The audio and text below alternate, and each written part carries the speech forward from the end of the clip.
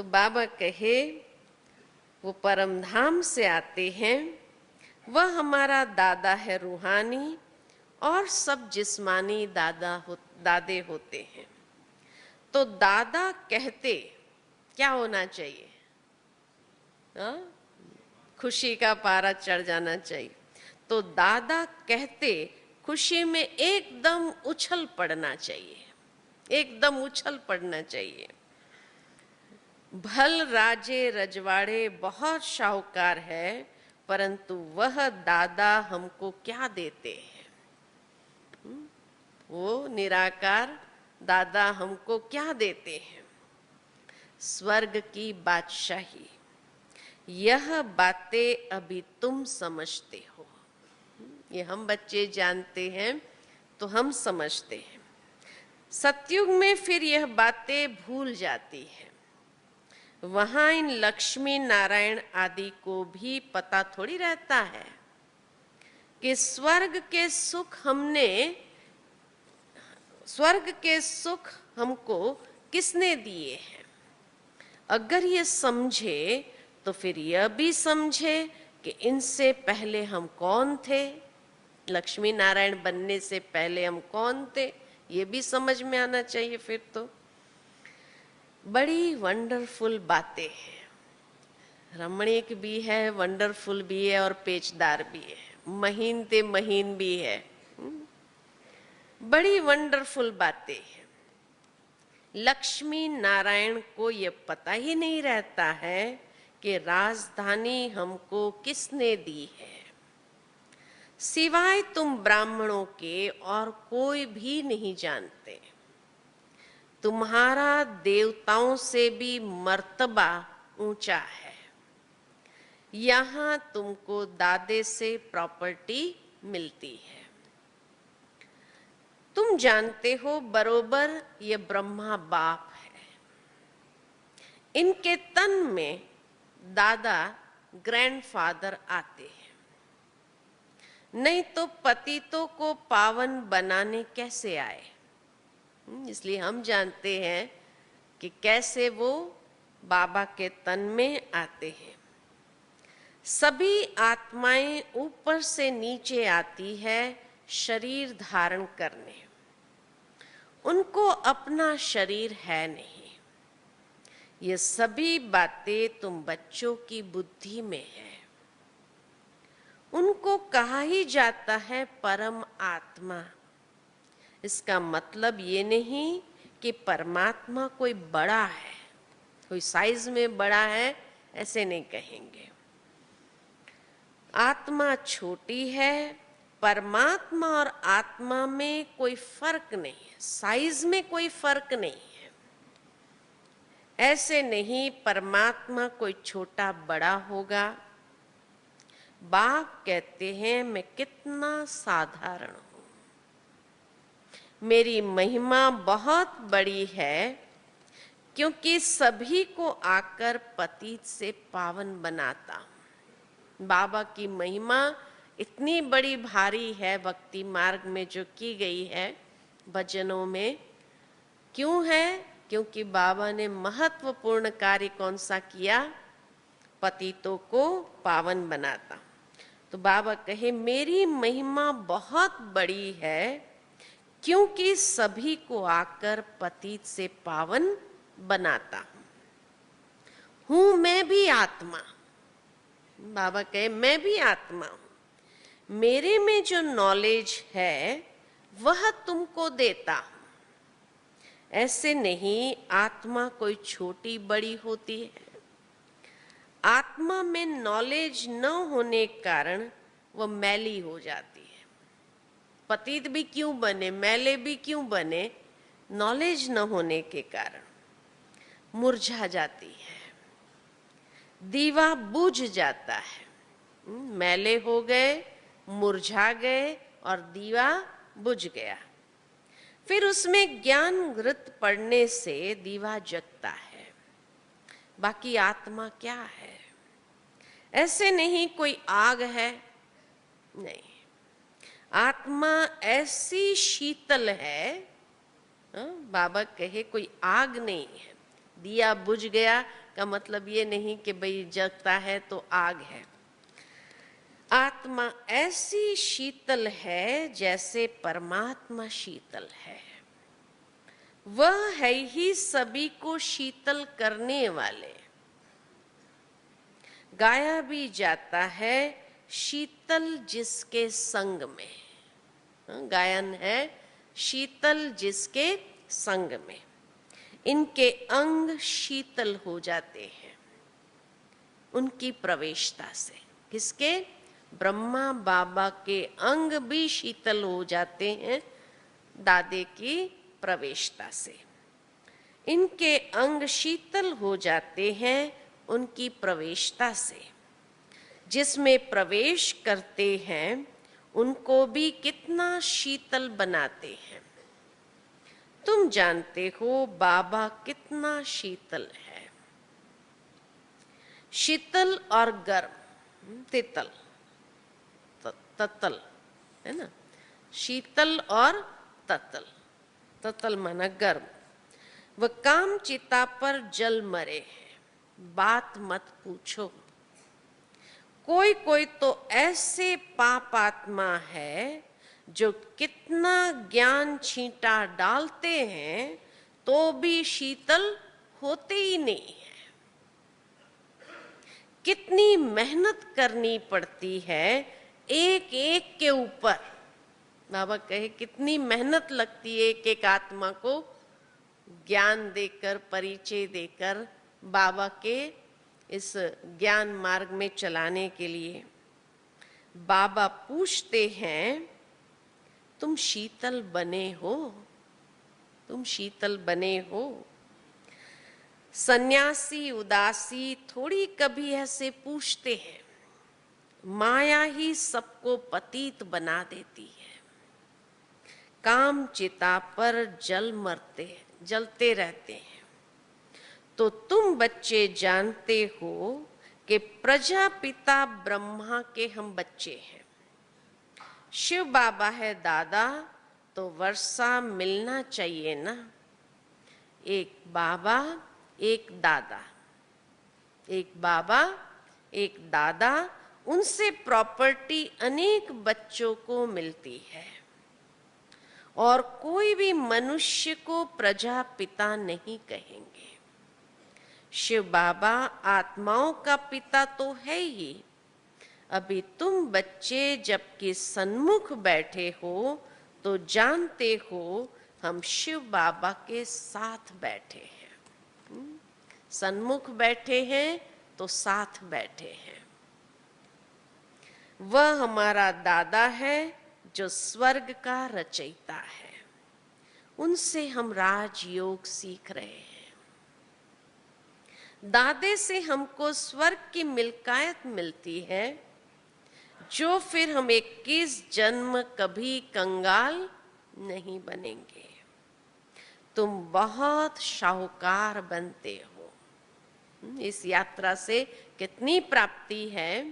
दादे का वर्षा भी ऐसा मिलता है जो 21 जन्म कभी कंगाल नहीं बनेंगे, बहुत शाहूकार बनेंगे और कितना शीतल बनते हैं। जो तुम पूज्य देवी देवता थे वही फिर पुजारी बनते हैं। तुम जानते हो हम बाबा से वर्षा लेते हैं। 21 जन्म सुख भोगेंगे।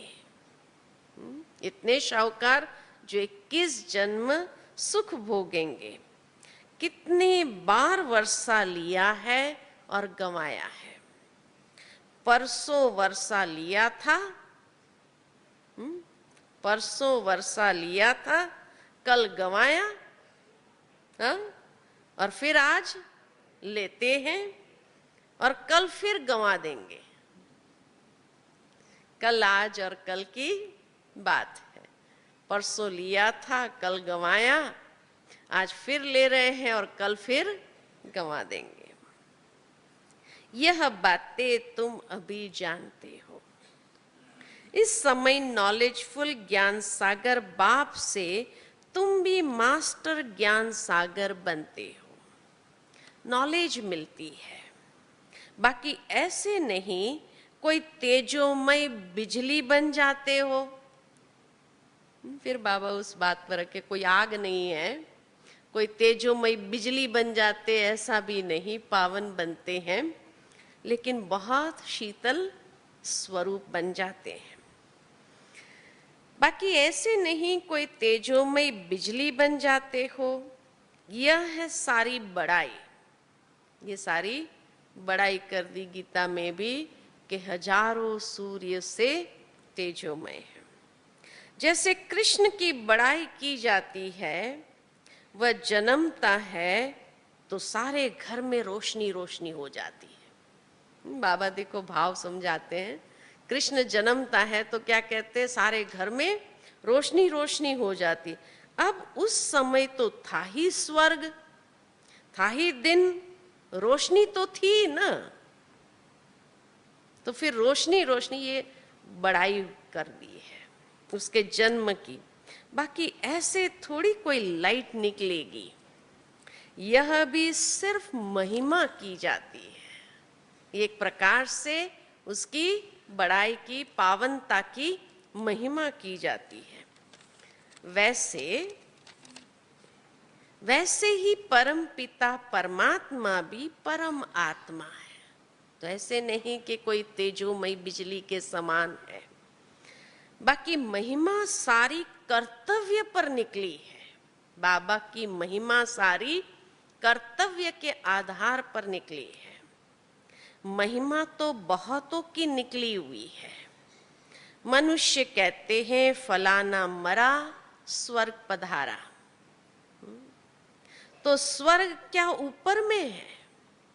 दिलवाड़ा मंदिर में भी छत में वैकुंठ दिखाते हैं, नीचे में है आदि देव आदि देवी, जगत पिता और जगत अम्बा। तो जरूर ये नीचे नरक में बैठे हैं, स्वर्ग में जाने के लिए राजयोग सीख रहे हैं। यह तुम बच्चे जानते हो, हूबहू एक्यूरेट यादगार है। हम भी यहाँ आकर बैठे हैं, कितनी वंडरफुल बातें हैं। आज बाबा ने कितनी वंडरफुल बातें सुनाई हम बच्चों। बच्चे आकर दादा के बने हैं तो यह खुशी का पारा चढ़ना चाहिए। बाबा कहे खुशी में एकदम उछल खानी चाहिए और खुशी का पारा एकदम चढ़ना चाहिए। हम पावन दुनिया के मालिक बनते हैं। किस लिए खुशी आनी चाहिए?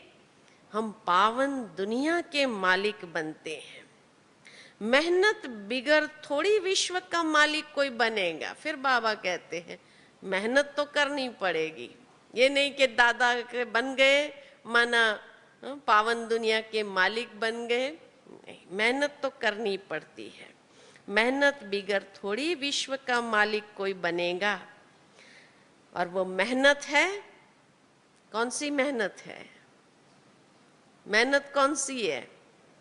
बाबा कहे वो मेहनत है स्थूल और यह है सूक्ष्म, जिस्मानी यात्रा और रूहानी यात्रा। वो लोग मेहनत करते हैं स्थूल यात्रा पर जाने की और हमारी यात्रा है सूक्ष्म। तो यह है सूक्ष्म। आत्मा को मेहनत करनी पड़ती है, रोटी पकाना, धंधा आदि करना, ये सब आत्मा करती है शरीर द्वारा। अब बाबा आत्माओं को इस रूहानी धंधे में लगाते हैं, साथ साथ जिस्मानी धंधा भी करना है, बाल बच्चों को संभालना है।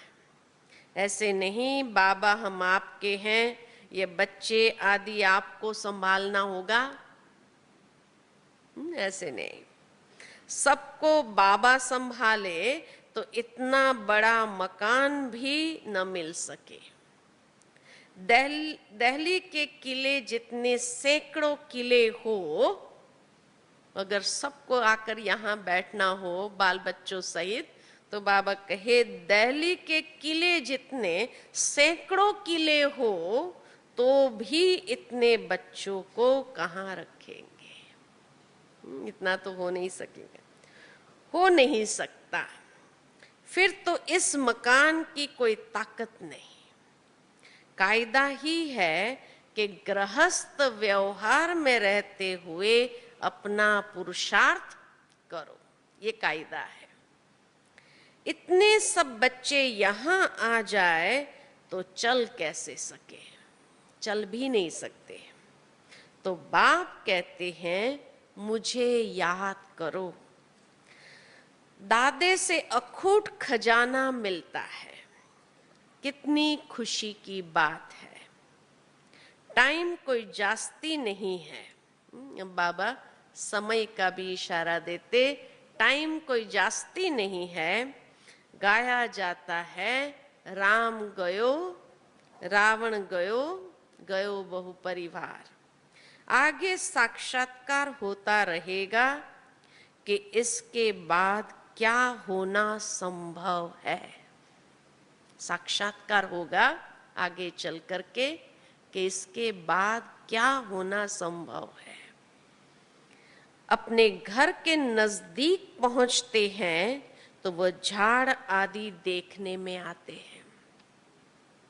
तुम भी नजदीक होते जाएंगे तो समझेंगे अब क्या क्या होगा। बाबा ज्ञान भी देता रहेगा, ज्ञान भी देता रहेगा, समझ भी देता रहेगा, और समझ में आता भी जाएगा कि अब आगे समय में क्या क्या होने वाला है। अच्छा, मीठे मीठे सिकिलदे बच्चों प्रति माता पिता बाप दादा का याद प्यार और गुड मॉर्निंग। रूहानी बाप की रूहानी बच्चों को नमस्ते। रूहानी बच्चों की रूहानी बाप दादा को याद प्यार, गुड मॉर्निंग और नमस्ते। धारणा के लिए मुख्य सार, बाप समान, बाप समान शीतल बन। यात्रा की सबसे मुख्य प्राप्ति या निशानी है शीतल बन जाना।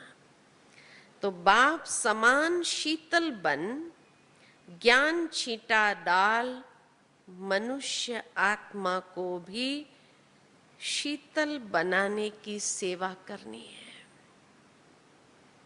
एकदम शीतल बन जाना है और शीतल बनाने की सेवा करनी है। दूसरी पॉइंट, दादे की मिल्कियत को याद कर अपार खुशी में रहना है। रूहानी धंधा कर विश्व की बादशाही लेनी है।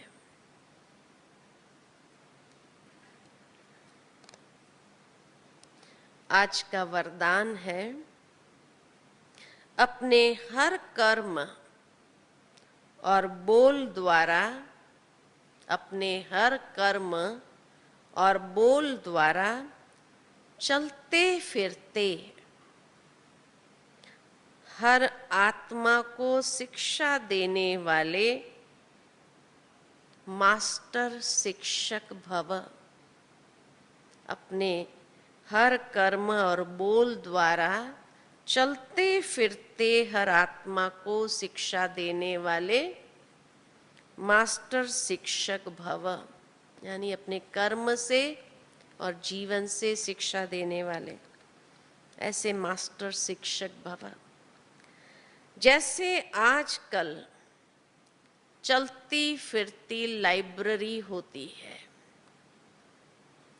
ऐसे आप भी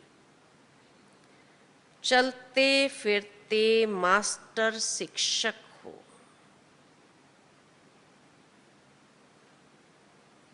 सदा अपने सामने स्टूडेंट देखो, अकेले नहीं हो। चारों ओर हमारे स्टूडेंट्स हैं, अकेले नहीं हो। सदा स्टूडेंट के सामने हो। हर वक्त कोई न कोई हमारे हर कर्म को, बोल चाल को देख रहा है। सदा स्टडी कर भी रहे हो और करा भी रहे हो। योग्य शिक्षक कभी स्टूडेंट के आगे अलबेले नहीं होंगे। योग्य शिक्षक, बाबा कहते योग्य शिक्षक कौन? जो कभी स्टूडेंट के आगे अलबेले नहीं होंगे, अटेंशन रखेंगे। आप सोते हो, उठते हो, चलते हो, खाते हो, हर समय समझो हम बड़े कॉलेज में बैठे हैं, स्टूडेंट देख रहे हैं। स्लोगन है आत्मनिश्चय से अपने संस्कारों को संपूर्ण पावन बनाना ही श्रेष्ठ योग है। आत्मनिश्चय से अपने संस्कारों को संपूर्ण पावन बनाना ही श्रेष्ठ योग है। अच्छा, ओम शांति। तो ये थी आज की बाबा की मुरली। रूहानी यात्रा, जिस्मानी यात्रा और रूहानी यात्रा से क्या क्या प्राप्ति है, क्या क्या फायदे हैं, वर्तमान समय भी और भविष्य में भी।